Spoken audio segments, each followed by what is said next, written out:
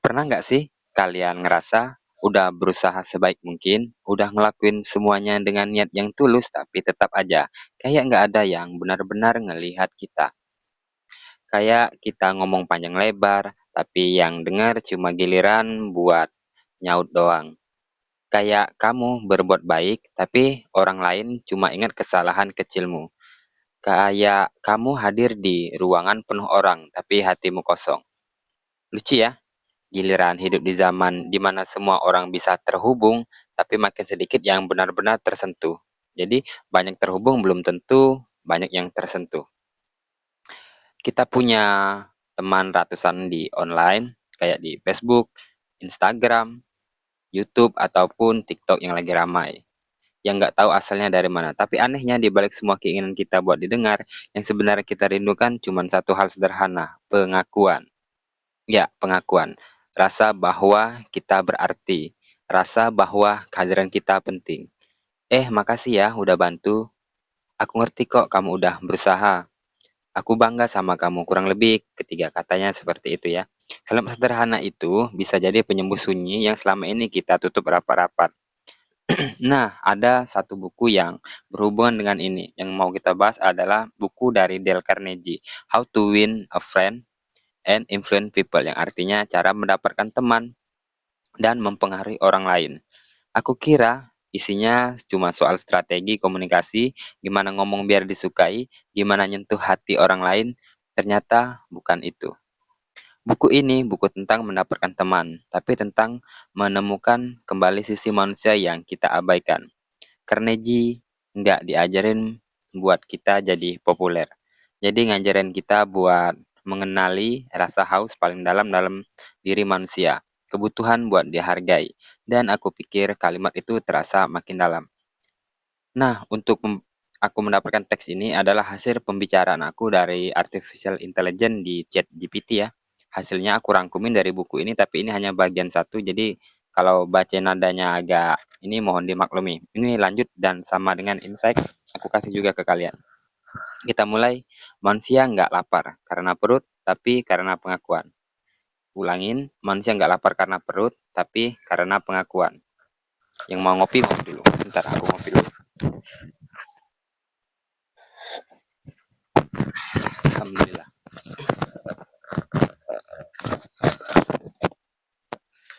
Kalimat itu nancep di dada.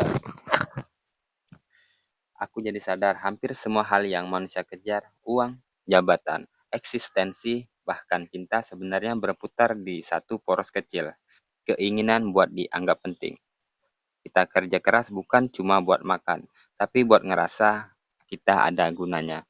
Kita posting sesuatu bukan cuma buat eksis, tapi buat ngerasa aku masih diingat.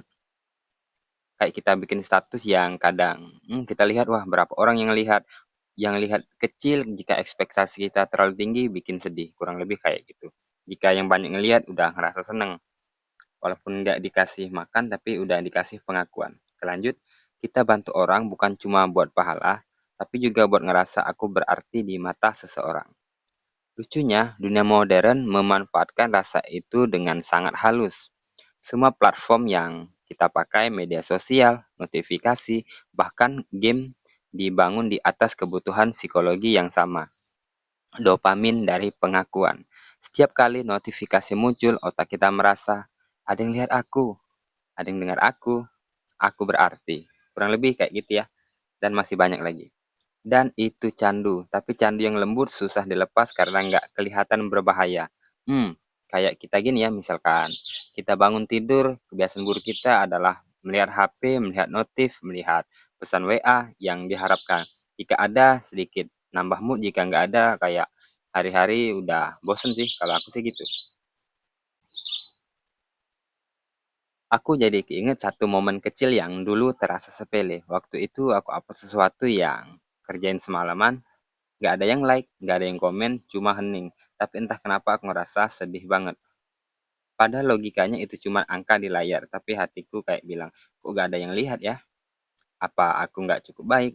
Kurang lebih malam bawah sadar nangkepnya gitu. Dan di situ aku sadar ternyata manusia modern bukan cuma capek kerja, tapi juga capek nunggu diakui. Aku ulangin, menunggu diakui. capek membuktikan diri, capek ngebuktiin bahwa aku pantas dicintai. Nah, kalau kalian merasa kayak gini, ini bagusnya kalian baca buku yang aku udah ngerasain, itu buku di Filosofi Teras juga bagus banget tentang stoik-stoik gitu. Lanjut, Dale Carnegie bilang, kalau kamu mau bikin orang suka sama kamu, jangan fokus ke diri sendiri. Tanyakan hal sederhana apa yang orang itu butuh rasakan. Karena pada akhirnya manusia nggak butuh nasihat, mereka butuh dimengerti, mereka nggak butuh dikagumi, mereka cuma pengen diterima. Dan aku jadi sadar, selama ini aku sering terlalu sibuk pengen dimengerti sampai lupa buat mencoba memahami. Ini kayak misalkan di kehidupan sehari-hari yang aku rasakan. Jadi kalau orang yang cerita tentang aku itu bahkan bosenin. Jadi mending ini sering aku implementasikan, bahkan ada teknik mirroring namanya. Ini misalkan, wah aku kemarin ngupload konten sampai 1.000 loh yang like kayak gitu. Kita cuman gini aja biar dia mengerti, hah 1.000 like, nanti dia lanjut lagi, terus lanjut lagi, tinggal diulangin lagi, iya 1.000 like, dan ada 100 komen, wah 100 komen, padahal cuman kayak gitu aja konsepnya, tapi mereka udah kelihatan antusiasme banget dan sampai tersenyum. Kita lanjut ya. Kita semua kayak berdiri di tengah keramaian, teriak minta didengar, tapi nggak ada yang saling mendengarkan semua bicara, nggak ada yang benar-benar hadir. Lapis spiritualis, penghargaan dalam pandangan Tuhan. Dalam Islam ada satu hadis yang halus tapi dalam banget. Rasulullah Shallallahu Alaihi Wasallam bersabda, barang siapa tidak berterima kasih kepada manusia, maka ia tidak bersyukur kepada Allah. Dari Ahmad Tarmizi. Artinya sederhana, kalau kita nggak bisa menghargai sesama manusia, kita juga belum benar-benar menghargai Sang Pencipta. Karena rasa terima kasih itu bukan cuma etika sosial, itu latihan batin, latihan untuk melihat nilai kecil di balik setiap hal kecil.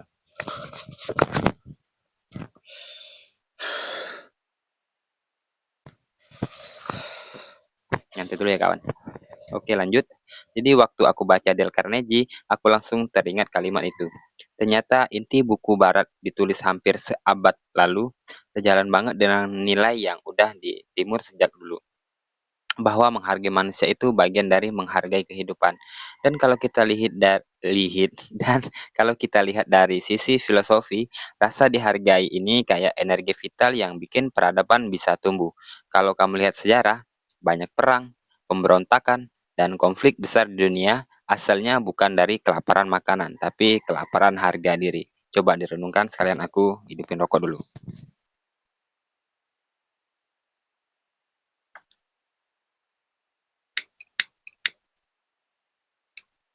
Hmm. Lanjut, orang bisa marah bukan karena lapar nasi, tapi karena lapar rasa dihargai. Bangsa kita jatuh bukan kekurangan uang, tapi karena kehilangan rasa saling menghormati. Jadi waktu Carnegie bilang, buatlah orang lain merasa penting dengan tulus. Itu bukan sekadar tips komunikasi, itu dasar dari kedamaian sosial. Tapi ironisnya, zaman sekarang justru bikin kita kehilangan seni menghargai. Kita lebih cepat menilai daripada memahami, lebih sering membandingkan daripada bersyukur, lebih sibuk mengomentari daripada mendengarkan. Nah, kata-kata ini udah ada di konten aku sebelumnya ya. Kurang lebih kayak gini. Jadi aku bahas tentang menilai daripada memahami. Karena jika kita menilai, orang akan cenderung lebih defensif dan mempertahankan diri. Jadi jika kita berdebat, ingin menang argumen bukan mencari kebutuhan bersama atau tujuan yang sama, itu mau kita menang argumen, mereka kalah, sebenarnya kita alhasil malah kalah. Karena sejatinya jika kita menang argumen, mereka hanya mulutnya aja yang bilang mengalah, tapi hatinya tetap tidak terima. Kurang lebih kayak gitu. Lanjut, kita nggak lagi bilang aku menghargaimu, tapi aku lebih baik darimu. Ya, konteks kayak gitu ya. Kita nggak lagi nanya apa kabar, tapi lagi sibuk apa, seolah nilai seseorang tergantung produktivitasnya. Jadi ini aku pernah kayak ngadirin reuni sekolah yang ditanya kayak kerja di mana, kalau misalkan kita kerja lebih apa ya, kelihatan dipandang sebelah mata, mereka senyum tipis kayak senyum sedikit sombong kayak gitu kurang lebih. Jadi kalau yang ngerasa apalagi yang niat validasinya tinggi sampai-sampai ada teman yang menyewa, membawa mobil keren untuk hadir di reuni dengan mungkin niatan, "Wah, aku udah sukses nih," padahal itu cuma nyewa. Oke lanjut daripada kita membicarakan orang, lanjut lagi ya. Padahal dulu nenek moyang kita saling sapa dengan tulus, ngopi bareng tanpa niat branding, mendengar tanpa niat membalas. Sekarang semuanya serba cepat, tapi hati kita malah makin lambat. Aku pernah ngerasa kehilangan arah waktu, semua yang aku lakuin cuma buat pengakuan. Dan setiap kali aku dapat pujian rasanya enak, tapi cuma sebentar kayak minum air manis yang bikin haus lagi. Sampai akhirnya aku ngerti satu hal sederhana. Pengakuan yang kamu cari dari orang lain gak akan pernah cukup kalau kamu belum mengakui dirimu sendiri. Ini kalau ke arah stoik kayak arahnya kayak gini ya. Pelajari tentang diri sendiri, maka kita bisa hidup di mana saja kayak gitu. Intinya, diri kita itu lebih baik, jadi nggak perlu pengakuan dari orang lain, kurang lebih kayak gitu. Oke lanjut, dan itu momen yang pelan tapi ngubah segalanya, karena sejak saat itu aku nggak lagi butuh bikin orang suka, aku mulai belajar bukan diriku nyaman, maksudnya aku mulai belajar bikin diriku nyaman, ini ada buku namanya kayak Bersikap Bodo Amat. Jadi jika selain dari tujuan kita, kita abaikan dan bodo amat kayak gitu. Jadi kita gagal bodo amat, kita dianggap jelek bodo amat. Yang penting kita punya tujuan dan kita tahu gagal itu juga nggak apa-apa. Jika kita mendengar orang lain, wah kamu gagal, kayaknya kamu nggak cocok di sini, itu malah bikin kita jadi kemunduran. Lanjut, aku berhenti berusaha jadi orang baik di mata semua orang dan mulai belajar dari orang yang damai di hati sendiri. Mungkin konsepnya kayak gini ya. Kita kan punya nabi yang nama Nabi Muhammad SAW itu kan orangnya sangat baik, bahkan ada di Google itu orang nomor satu terbaik di dunia, tapi juga bahkan tidak bisa menyenangkan banyak orang lain. Lanjut, lucunya begitu aku berhenti ngejar pengakuan, orang-orang malah mulai datang dengan sendirinya. Bukan karena aku berubah jadi menarik, tapi karena aku berhenti berusaha terlalu keras. Dale Carnegie juga bilang yang sama. Ini bahasa Inggris ya, aku lewatin aja. Yang bahasa Indonesianya aja aku baca. Kadang untuk didengar, kamu cuma butuh benar-benar mendengarkan. Untuk dihargai, kamu cukup menghargai untuk dicintai.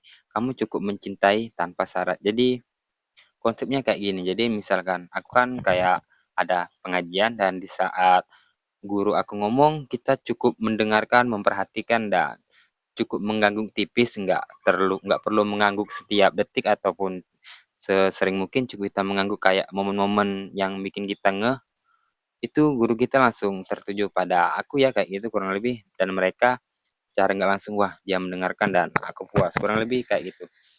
Sebuah refleksi tenang lanjut. Mungkin selama ini kita bukan haus perhatian tapi haus arti. Haus akan momen kecil yang bikin kita ngerasa aku berarti. Aku ulangin, aku berarti. Dan haus itu nggak akan hilang sampai kita sadar. Kita juga bisa jadi sumber air buat orang lain. Mungkin tugas kita bukan cari siapa yang mau menghargai kita, tapi belajar gimana cara menjadi orang yang bisa dihargai.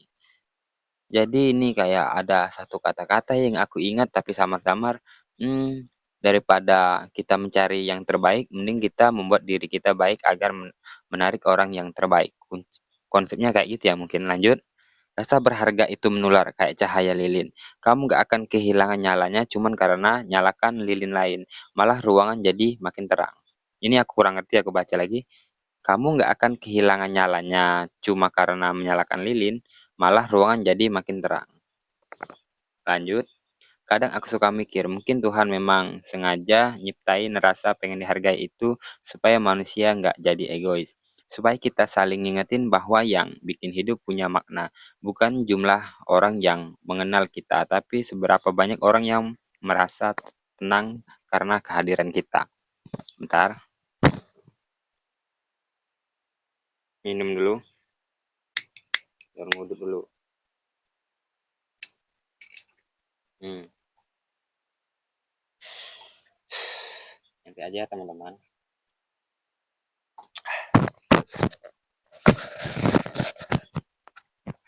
Dan di titik itu aku sadar, lanjut ya. Dan di titik itu aku sadar, buku Dale Carnegie bukan cuma buku tentang hubungan antar manusia, tapi buku tentang hubungan kita dengan manusia itu sendiri.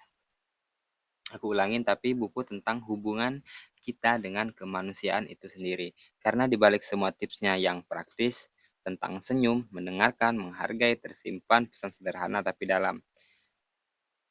Tanda kutip, jadilah alasan kenapa seseorang hari ini nggak ngerasa sendirian. Kadang yang orang butuh bukan solusi tapi pelukan. Bukan motivasi tapi pengakuan. Bahkan dia cukup, bahkan dia ada bahwa apapun yang dia lakukan masih punya arti. Ini balik lagi ke kayak relationship, kayak hubungan antara Gen Z misalkan sekarang kan dia kayak wanita itu cuman ingin didengarkan, nggak butuh solusi karena solusi kadang ada sedikit perbedaan malah jadi perdebatan. Jadi cukup mengangguk dan tersenyum aja deh kayak gitu. Kalau misalkan ada wanita, kecuali dalam konteks bekerja ya, dan itu kita nggak bisa cuman iya-iya aja, tapi setidaknya mengurangin perdebatan. Lanjut. Dan mungkin kalau malam ini kamu ngerasa nggak ada yang benar-benar ngerti kamu, ingat aja, kamu nggak sendirian, kita semua lagi belajar hal yang sama. Bagaimana caranya merasa cukup tanpa harus selalu dicukupi. Karena ternyata rasa dihargai itu bukan hal sepele, itu kebutuhan dasar manusia, sama kayak udara yang kita hirup. Tapi lucunya kita sering lupa ngasihnya, bukan ke diri sendiri.